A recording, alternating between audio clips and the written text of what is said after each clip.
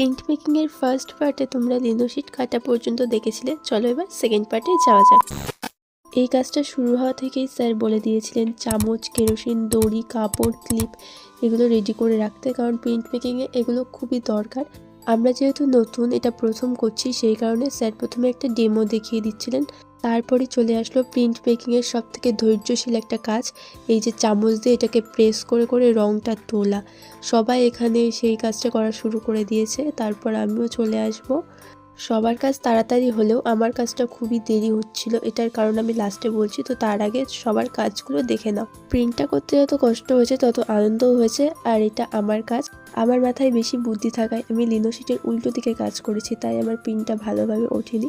Next আবার একটা করব, তখন ভালো করে দেখাবো। তারপর আবার একটা বাজে বুদ্ধি চালিয়ে কেরোসিন তেল দিয়ে এটাকে তোলার চেষ্টা করে না পেরে শেষে কালি ভরা হাত নিয়ে বাড়ি ফিরলাম।